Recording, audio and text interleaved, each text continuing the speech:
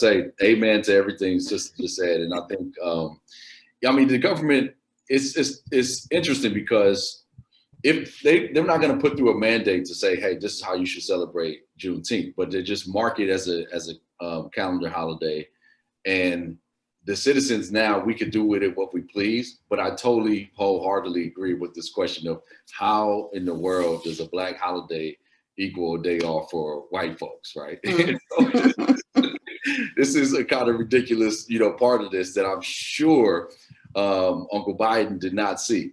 But my point is that I think, we have to always make these holidays what they should be, right? Like there was a big deal in the late 80s around Dr. King's holiday, right? Like that wasn't a foregone conclusion. Like, white folks now want to say, oh yeah, everybody clap for Dr. King. We all supported Dr. King. But there were states in the South, Arizona comes to mind, Mississippi comes to mind, Louisiana, where they had elected officials actually opposing a federal holiday for King, right? So now it's like, okay, we got King, and so now everybody celebrates King. All the baseball people celebrate Jackie Robinson. Like all that stuff is brand new, right? But they only choose one person at a time.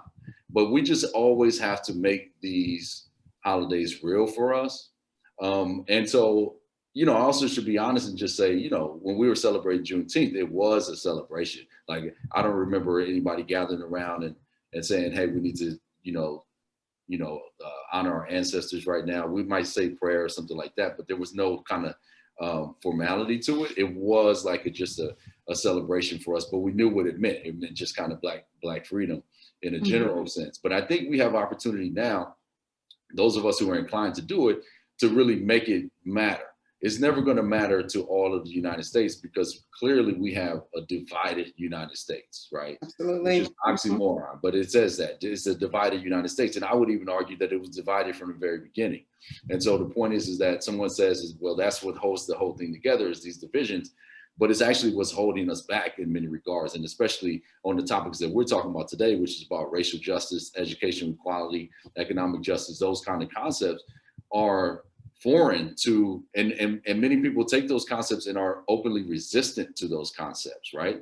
The idea of equal education, the idea of even livable wages for some people is just anathema. They can't imagine it. The idea that you might say, we need to think about how wealth is distributed in this country is a question that people don't even want to ask because it starts to sound like socialism. And this is what happened to Bernie, right? I mean, for whatever we think about Bernie, but the problem is that the question of economic justice has to be a part of how we understand and advance society. To the extent that we want to have that conversation, to me, that's how we measure how modern we are. But we're very backward. This country is very backward. So I think in regards to Black folks, they're not trying to really deal with the material discrepancies in our citizenship, right? Which is access to healthcare, the impact of COVID crisis, the impact of the policing crisis, the impact of the prison crisis, the impact of you name it, right? They're not trying to deal with that, but we can mask these things behind a holiday and say, hey, we're one step closer. And I think that the big game that unfortunately the country plays with us is that it upholds inequity in the name of progress. So inequity is part of the political project and it's baked in. And so it befuddles the imagination to think about this as a totally progressive country. It is not, in many respects, it's backwards. But I think those of us who are of conscience need to figure out ways to do it. And some of those ways are kind of outside of the mainstream. And I think that that's where we've been relegated to for much of this.